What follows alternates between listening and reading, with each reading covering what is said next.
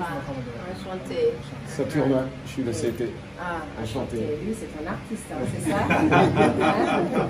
C'est un sportif. Enchanté, comment ça va?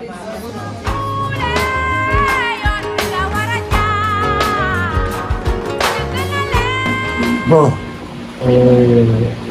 biñ nekk di nuyu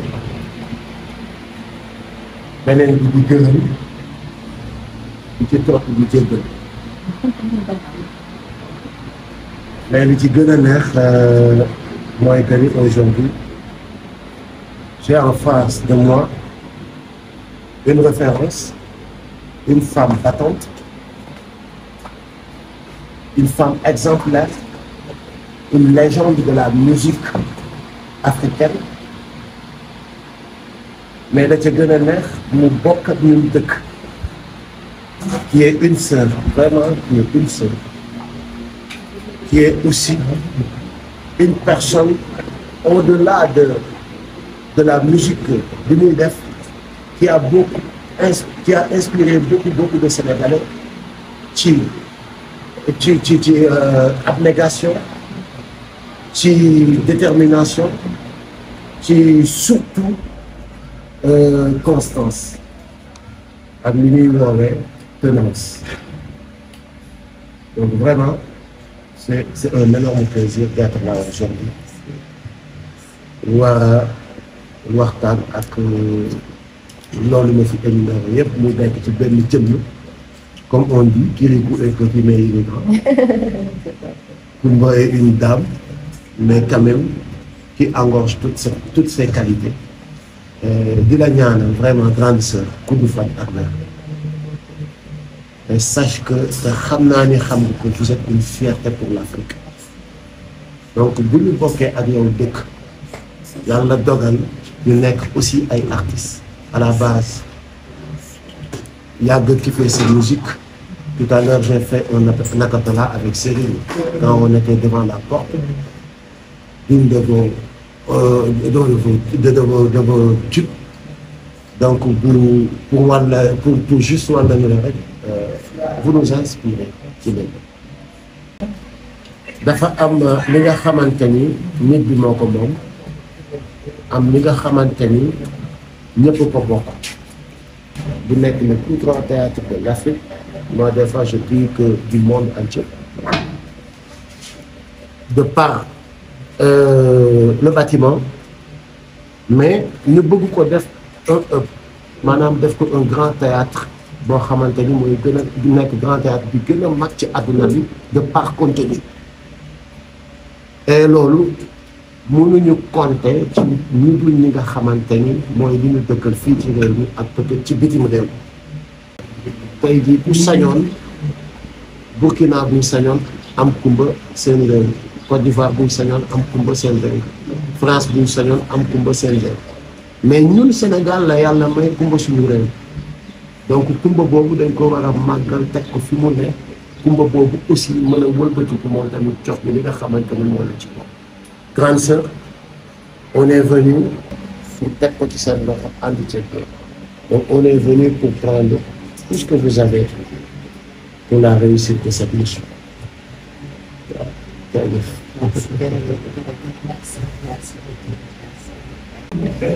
Désolé, je sors mon chapeau rien que pour vous parler. Kumba, je dirais de Kumba, vous êtes une lumière, Kumba. Vous êtes une lumière pour le Sénégal. J'ai voyagé un peu partout dans le monde par mon expérience. Mais ma plus grande joie, c'est d'avoir un enfant du pays, cultivé. Un enfant du pays qui n'a pas de tard, c'est exceptionnel dans le monde artistique, qui ne fait pas le buzz, le bad buzz. Ça, c'est important qu'on te le dise. Vous êtes une fierté pour le pays et ça, que personne ne vous l'enlève. On a beau parler, mais c'est ancré dans du marbre. vous avez inspiré beaucoup de jeunes filles et moi. Je suis formateur. Mais Kumba, je vais rencontrer beaucoup d'artistes aujourd'hui au nom du théâtre, mais on ne pourra pas rencontrer une artiste qui va t'égaler sur l'éducation, sur le comportement, sur ton travail, sur le fait que beaucoup de pays t'ont nommé ambassadrice. Parce que ce qui nous manque dans l'Afrique, c'est de reconnaître le talent d'autres. Mérite une standing ovation. Standing ovation, on se lève au matin.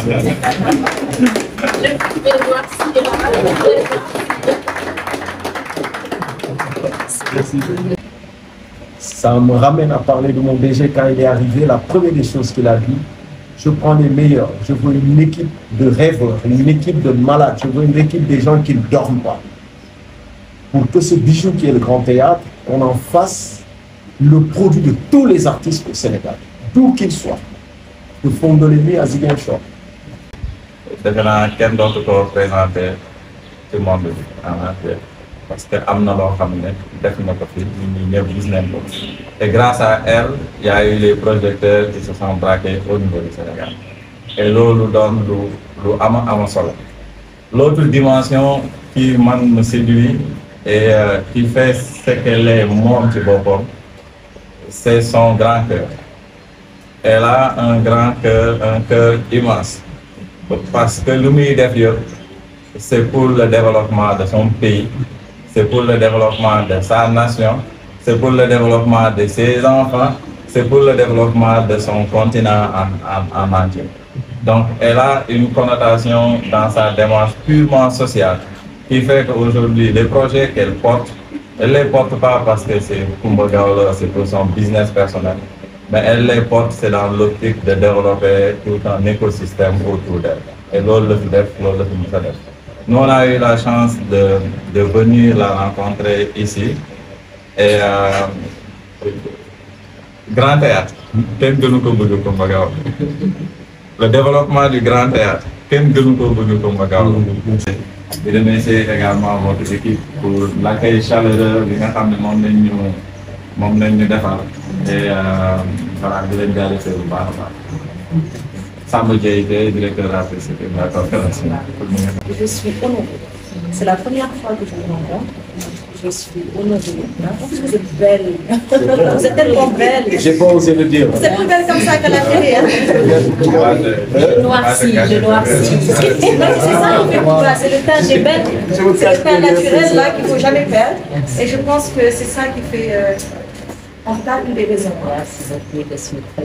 Vraiment, moi, je fais partie du top 3 des femmes qui m'inspirent derrière ma mère, Ofra et Madame Boubara. Merci, je suis très flattée.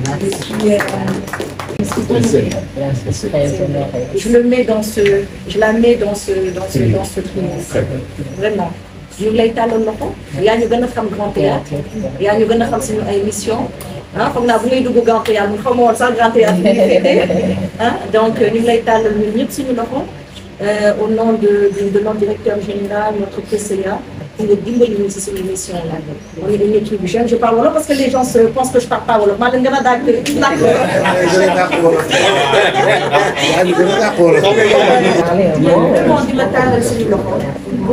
Je suis équipe jeune, équipe neuve, on est venu en même temps que notre directeur général, avec beaucoup d'enthousiasme, beaucoup d'abnégation pour réussir cette mission.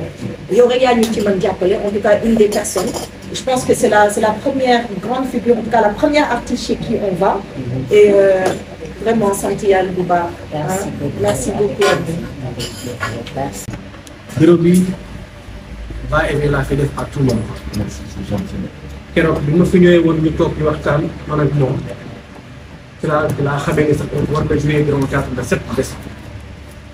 ñu waxtaanee ma ne ko nag souhaiterais réellement de rencontrer le directeur général du Grand Théâtre. Automatiquement, elle m'a dit sans aucun souci. Vraiment. Voyagé naa ak moom, bind naa ci moom, j'ai vécu des moments de vérité avec elle. Elle est la seule artiste boo xam ne da ngay dox fi Sénégal beneen réew di def conseil des ministres bu am événement yu récemment en 2024 je suis parti au Mali avec elle Mali ak ni mu mel régime militaire en plein conseil des ministres Coumba Gawlo waroon fa am événement le président Assimi Goïta en plein conseil des ministres mu ne la diva sénégalaise va assurer un conseil ici au Mali, donc prenez les dispositions nécessaires. Je pense que ça il faut être prudent pour l'avoir. Les gars ils partent ci moom aussi c'est la seule chanteuse sénégalaise double disque d'or. C'est la seule chanteuse sénégalaise bu unisson chef jël def ko ambassadeur. C'est la seule chanteuse sénégalaise boo xam ne carrément moom moo am titre de diva pendant 40 ans. C'est la seule chanteuse sénégalaise qui fréquente les chefs d'État pour des raisons professionnelles et techniques. Et tant d'autres choses de famille. C'est la seule chanteuse sénégalaise qui a initié ça. Chant des leaders, ça jamais. Il faut le faire en même temps. Et tant d'autres choses, tant d'autres choses. Maintenant, avoir une chanteuse à dimension internationale comme Coumba, il faut en profiter. Donc, son expertise, son expérience, son background, ses relations, ses connaissances, je pense que le Grand Théâtre peut en bénéficier. Raison pour laquelle aujourd'hui le Grand Théâtre, le directeur général, accompagné de sa délégation, y compris le président du conseil d'administration, le directeur artistique et le conseiller technique, ñëw waxtaan ak yow la diva discuter ak yow échanger ak yow pour une collaboration franche et fructueuse. Vraiment pour vous remercier et nous excuser encore. Je vous en prie, Encore une fois. je vous en prie, il n'y a pas de quoi. On a un PCA extraordinaire. Le staff est là, un staff dynamique, prêt et surtout dévoué. Nous ñëw nañu la parce que lii mooy Grand Théâtre, le PCA, la direction, l'ABA et la com. Que dañoo bëgg des légendes comme vous, Youssou Ndour, Omar Pène,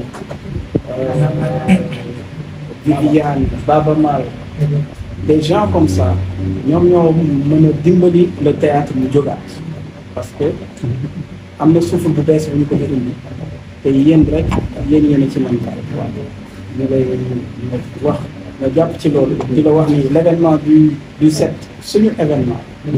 nos équipes dinañ ci liggéey. la com dinañ ci liggéey.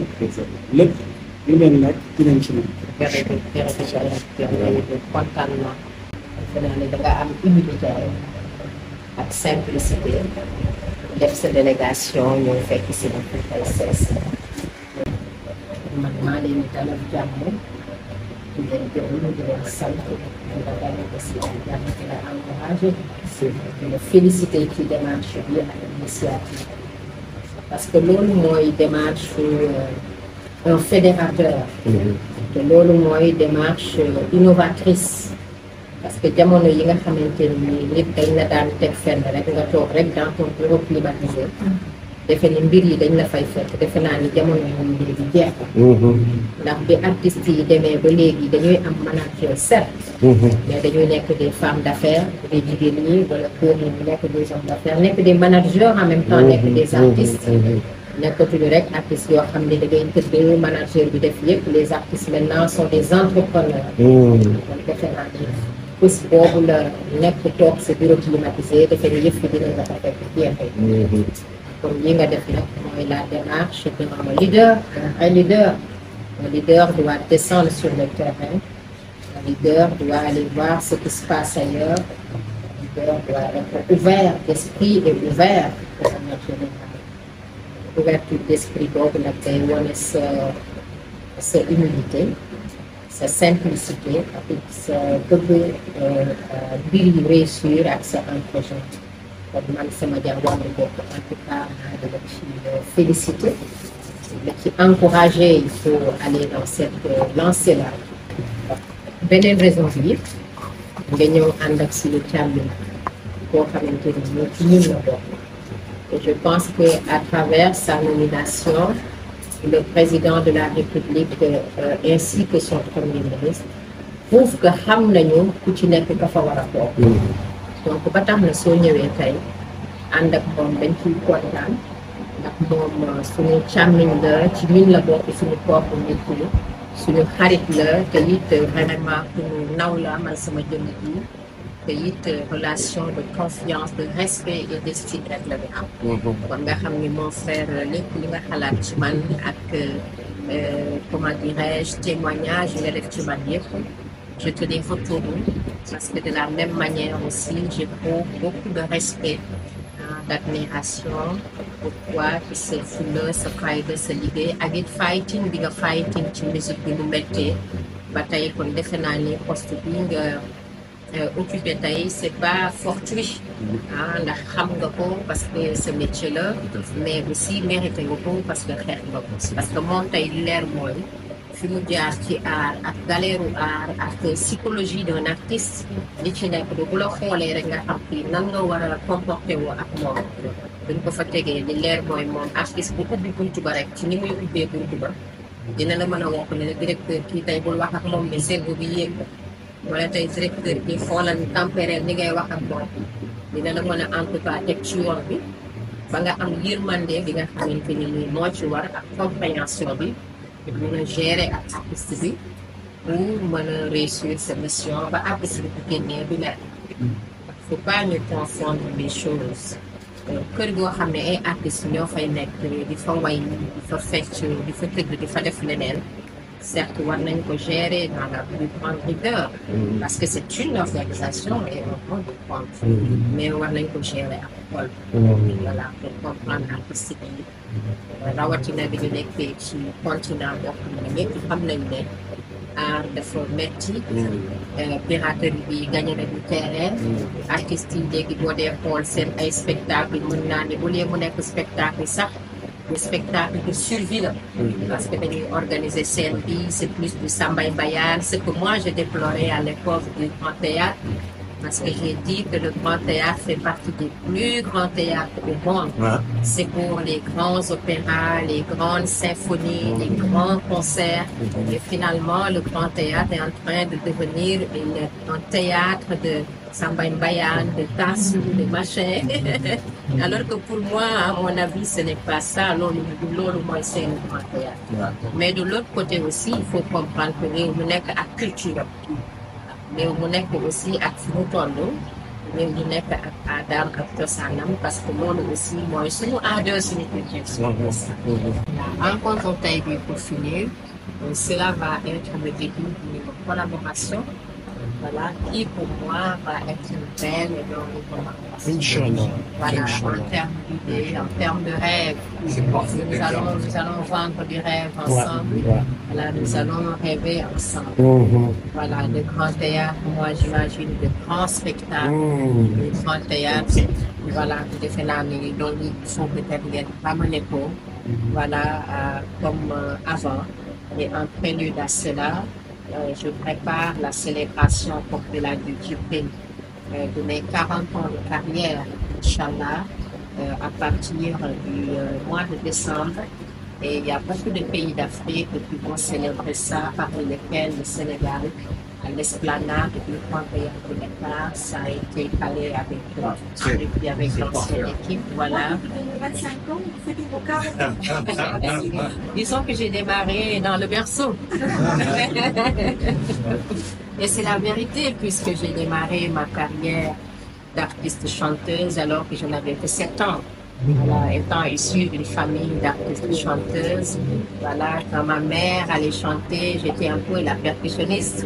Voilà, ma petit bolbi, ma aou, et tout ça.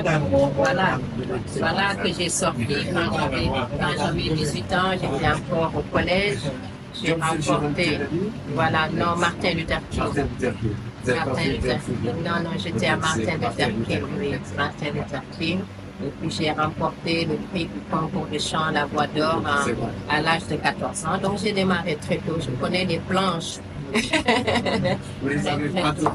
Voilà, je les ai pratiquées, certes avec des difficultés parfois, mais le final, la finalité est toujours très belle. Et je m'en réjouis, j'en rends grâce à Dieu. Voilà, donc moi, dans mon célébrer son 40 ans de carrière.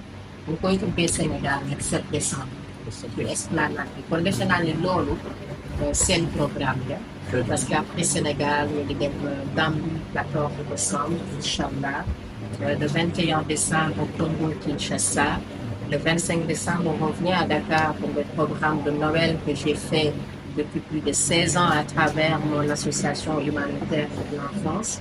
Le 28 décembre en Côte d'Ivoire, au Palais de la Culture de Côte d'Ivoire, qui est une salle similaire au Grand Théâtre avec quelques légères différences. Et le 31 décembre, c'est le final. Donc, pour dire que toute l'Afrique, ou en tout cas certains grands pays d'Afrique qui vont célébrer les 40 ans des Carmel. Part di nga xam ne Grand Théâtre ak Sénégal dafa ci gën a solo parce que Sénégal laa juddoo fi laa yaroo puis Grand Théâtre yar def naa fa ba tey ay événements te bii nga xamante ne nii moom la ñuy def pour man ça va être riche en son, en lumière, en spectacle. Là, on était venu prendre ça. Donc, vous avez demandé ça. Parce que vous avez rajouté quelque chose. Sérieusement, on a pensé qu'on n'osait pas vous proposer.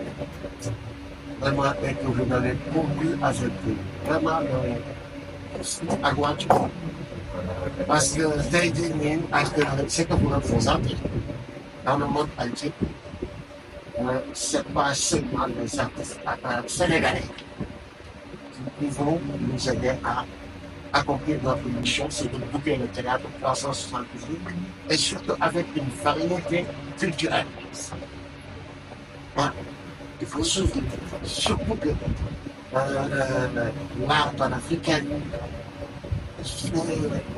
amener des carnavals, voilà, tout ça c'est dans nos rêves. Merci beaucoup, c'est le spectacle. Tout ça c'est dans nos rêves. Mais vraiment, si quelqu'un compris, c'est vrai qu'il va collaborer avec nous pour que nous allons pousser ça, nous allons le pousser. Parce que pour moi, vous avez dans le temps de faiblesse, ça va s'attendre à Inch'Allah, il y a 40 ans. Ah oui, un temps d'adresse, c'est 40 ans. Et un temps d'adresse mondial. Mondial, parce que c'est le monde de la aussi, surtout moi je suis. Voilà, c'est un grand moment.